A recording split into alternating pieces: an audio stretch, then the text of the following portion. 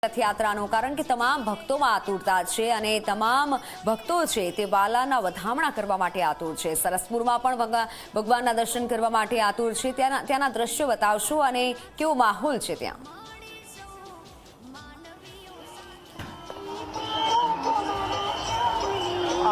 जी बिल्कुल थी भगवान जगन्नाथनी 149મી જે રથયાત્રા છે તે નિજ મંદિરથી ધીરે ધીરે આગળ વધી રહી છે। ત્યારે સીધા દ્રશ્યો આપ જોઈ શકો છો, જે લાખોની સંખ્યામાં જે ભક્તજનો છે તે રોડ પર જોવા મળી રહ્યા છે અને ભગવાનની એક ઝલક જોવા માટે તેઓ કલાકો સુધી આટલી ગરમીમાં ઊભા રહ્યા છે। અને મહત્વની વાત છે કે એક પછી એક જે રથ છે તે રથ આગળ વધી રહ્યા છે। સૌપ્રથમ ગજરાજ જે છે તે ગજરાજ આગળ ગયા હતા અને ત્યારબાદ જે છે તે આપ જોઈ શકો છો, જે ટેબ્લો છે તે ટેબ્લો હવે પૂરા થયા છે અને ત્યારબાદ જે અખાડા છે તે અખાડા હવે શરૂ થયા છે। આપ જોઈ શકો છો વિવિધ જે મંડળી છે તેમના દ્વારા વિવિધ જે અખાડાઓ છે તે અહીં કરવામાં આવી રહ્યા છે।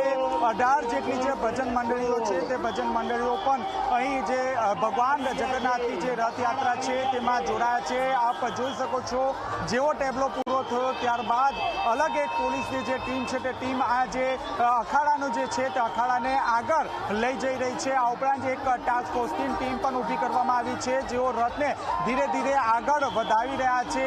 સીધા દ્રશ્યો આપના સુધી હું પહોંચાડવાનો પ્રયાસ કરીશ। આપ જોઈ શકો છો જે વિવિધ જે અખાડાઓ છે તેમના દ્વારા વિવિધ જે કરતબ છે તે કરતબ અહીં કરવામાં આવી રહ્યા છે। આ સાથોસાથ અમદાવાદ પોલીસ દ્વારા આ વખતે 100થી વધુ જે ડ્રોન છે તે ડ્રોન મારફતે જે બાદ નજર છે તે બાદ નજર રાખવામાં આવી રહી છે। જય જગન્નાથનો જે નાદ છે તે નાદ જે છે તે ગુંજી ઉઠ્યો છે। આ સાથોસાથ આપ જોઈ શકો છો બોડી બિલ્ડિંગ જે છે તે યુવા વર્ગ કરી રહ્યો છે અને ખાસ કરીને પોતાની જે પ્રતિભા છે તે પ્રતિભા લોકો સમક્ષ મૂકી રહ્યા છે। ત્યારે તેની પાછળ આપ જોશો તો અલગ અલગ જે મંડળીઓ છે તે મંડળીઓ હાથમાં અલગ અલગ જે સાધનો છે તે સાધનો લઈને અલગ અલગ જે કરતબો છે તે કરતબો કરી રહ્યા છે।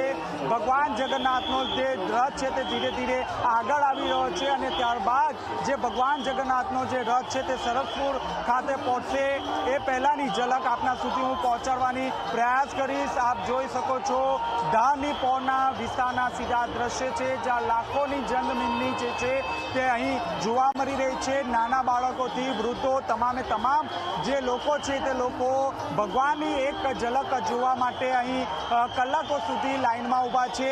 હાલમાં જે વિવિધ પ્રકારના જે ટેબ્લો છે તે ટેબ્લો પૂર્ણ થઈ ચૂક્યા છે અને આપ જોઈ શકો છો એક પછી એક જે અખાડાઓ છે તે અખાડાઓ જે છે તે ધીરે ધીરે આગળ વધી રહ્યા છે અને કરતબ કરી રહ્યા છે।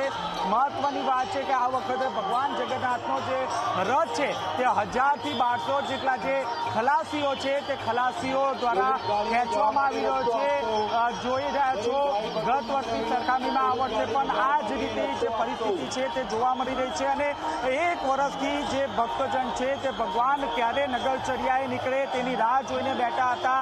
ત્યારે આ દિવસ અને આ ઘડી આવી ગઈ છે ત્યારે અનેરો જે ઉત્સાહ છે તે ઉત્સાહ જોવા મળી રહ્યો છે। આપ જોઈ શકો છો પોલીસની અલગ અલગ જે ટીમો છે તે ટીમો બનાવવામાં આવી છે। હાલ ટેબ્લો જે છે તે ટેબ્લો પૂર્ણ થઈ ચૂકી છે અને અખાડાના વિવિધ જે મંડળો છે તે મંડળો આગળ આવી રહ્યા છે અને ધીરે ધીરે આ જે રથ છે તે સરસપુર સુધી આગળ ધપી રહ્યો છે। જી એટલે રથ આગળ વધી રહ્યો છે અને આ રથ આગળ વધતાની સાથે આતુરતાનો જે અંત આવી રહ્યો છે, કારણ કે આતુરતા પણ એટલી જ છે ભગવાનને જોવા માટે। સીધા દ્રશ્યો આપ જોઈ રહ્યા છો રથયાત્રાના 149મી આ રથયાત્રા।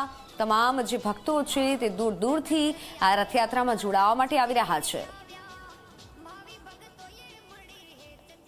1200 જેટલા ખલાસીઓ આ રથને ખેંચે છે અને આ ખલાસીઓ છે તે દર વર્ષે પરંપરા પ્રમાણે રથને ખેંચે છે। ખલાસી ભાઈઓમાં પણ આતુરતા હોય છે।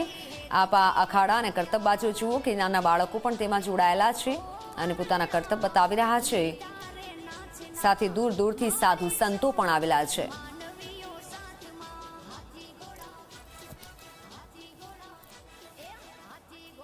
કાલુપુરથી સંવાદદાતા દર્શલ જોડાઈ ચૂક્યા છે। દર્શલ, હાલ કાલુપુર આપ છો, કાલુપુરમાં કેવો માહોલ છે ત્યાંનો માહોલ અમને બતાવો અને કાલુપુરના ભક્તો શું કહી રહ્યા છે, ભક્તો સાથે વાતચીત કરવાનો પણ પ્રયત્ન કરો।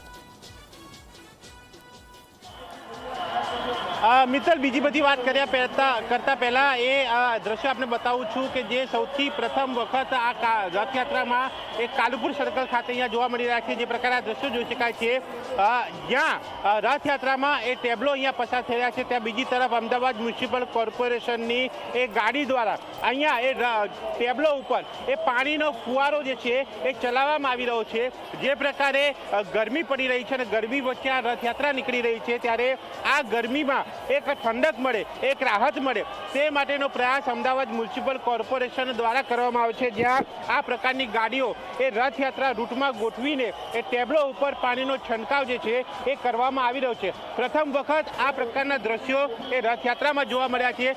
આ સાથે સાથે જે પ્રકારે ગત રથયાત્રામાં જે ગજરાજ ગાંડા થયા હતા તેને લઈને એક સિસ્ટમ, જે ગજ રક્ષક સિસ્ટમ કહેવાય છે, તે ગજરાજ ઉપર ફિટ કરવામાં આવી છે, જે જીપીએસ ટ્રેકર સાથે એ વોઇસ ડિસેબિલિટી તેની એ વાત જે છે સિસ્ટમ એ લગાવવામાં આવી છે. તેની સાથે સાથે ફાયર બ્રિગેડ દ્વારા રથયાત્રા રૂટમાં એ મિની ફાયર ફાઇટર એ પણ જે જોડવામાં આવ્યું છે, એ પણ પ્રથમ વખત એ ઘટના બની રહી છે. આ ત્રણ જે બાબત જે છે એ જોવા મળી રહી છે. અને સાથે સાથે જે પ્રકારે આ રથયાત્રાની વાત છે તેની અંદર એ એઆઈ ટેકનોલોજીનો ઉપયોગ, એ ડ્રોન દ્વારા સીધું મોનિટરિંગ, એ સીસીટીવી દ્વારા સીધું મોનિટરિંગ, અને સાથે એ રથયાત્રામાં જે 20 ટેબ્લો છોડીને એક પોલીસનો ટેબ્લો જે સીસીટીવી કેમેરા સાથેનો એ મૂકવામાં આવ્યો છે, જેના દ્વારા પણ એ નજર રાખવામાં આવી છે. અને આ અલગ અલગ ટેબ્લો જોઈ શકાય છે કે જેમાં અલગ અલગ એ બાબતો, એ સામાજિક સંદેશા આપવાની વાત હોય કે પછી એ અલગ અલગ કલાઓની વાત હોય કે પછી એ શણગારની વાત હોય, જોવા મળી રહ્યા છે. બરફના એ ભગવાન બરફ ઉપર બિરાજમાન કરવામાં આવ્યા, એ દ્રશ્યો પણ અહીંયા જોવા મળ્યા. સાથે એક પેડ માં કે નામ, એ પર્યાવરણને લગતો એક મેસેજ જોવા મળ્યો છે. સાથે પોલીસ દ્વારા એક વિશેષ એક સાયબર અવેરનેસ ટેબ્લો એ પણ મૂકવામાં આવ્યો છે, જેમાં નશાબંધી બાબતે જાગૃતિ આવે, એક સાયબર ફ્રોડ જે પ્રકારે વધી રહ્યું છે એ બાબતે જાગૃતિ આવે, એ માટેનું આ એક સર્વશ્રેષ્ઠ માધ્યમ આ રથયાત્રા છે તે માનીને એ ટેબ્લો રાખવામાં આવ્યો છે. તેની સાથે સાથે એ અલગ અલગ હોર્મુઝની વાત હોય કે પછી બીજા દેશોની વાત હોય, એ બાબતોને લઈને પણ પોસ્ટરો, બેનરો, એ ટેબ્લો જે છે એ જોવા મળ્યા છે. અને અલગ અલગ શણગારેલા એ ટેબ્લો સાથેની આ રથયાત્રા જે છે એ આગળ વધી રહી છે. અને જે પ્રકારે અહીંયાથી ટેબ્લો પસાર થઈ રહ્યા છે તેને જોતા અહીંયાથી જે ગજરાજ નીકળ્યા એ સરસપુર સુધી પહોંચી ચૂક્યા છે અને હવે ટેબ્લો આગળ વધી રહ્યા છે. એ બાદ અખાડા, ભજન મંડળી એ અહીંયા પહોંચશે અને એ બાદ 3 રથમાં સવાર ભગવાન જે છે એ નગરચર્યાએ નીકળેલા ભગવાન અહીંયાથી પસાર થશે. અને કાલુપુર આ સર્કલ એવું છે મિત્તલ કે જે જગ્યા ઉપર જતા પણ એ ભગવાન અહીંયા ભક્તોને દર્શન આપે છે અને વળતા પણ ભગવાન અહીંયા એક ભક્તોને દર્શન આપે છે. આ એકમાત્ર પોઈન્ટ એવો છે કે જે રથયાત્રા રૂટમાં 2 વખત આવે છે અને એ જગ્યા ઉપર એ ભક્તોની ભીડ એટલી જ જોવા મળે છે. સાથે અહીંયા જે ભક્તો આવે છે તેમના માટે એ સામાજિક સંસ્થાઓ દ્વારા, એનજીઓ દ્વારા, સ્થાનિક આગેવાનો દ્વારા એ વિશેષ પંડાલનું આયોજન કે જ્યાં એ શીરાની પ્રસાદી, એ પૂરી શાકની પ્રસાદી એ આયોજન કરવામાં આવ્યું છે. અને આખા રથયાત્રા રૂટમાં 120 કરતાં વધારે આવા પંડાલો એ લગાવવામાં આવે છે, જ્યાં હજારો ભક્તો એ પ્રસાદી ગ્રહણ કરે છે.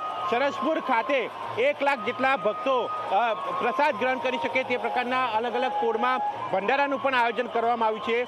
અને છેલ્લા ઘણા દિવસોથી આ તૈયારીઓ ચાલતી હતી અને રાહ જોવાતી હતી એ ભગવાન નગરચર્યાએ નીકળવાની. એ દિવસ આજે છે. ભગવાન નગરચર્યા ઉપર નીકળી ચૂક્યા છે.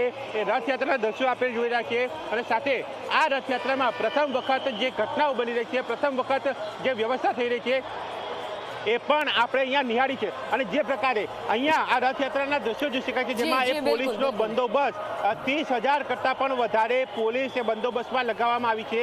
એ ક્યાંક આગામી એ 150મી રથયાત્રાની એક તૈયારી, એક રિહર્સલ પણ આ કહી શકાય છે.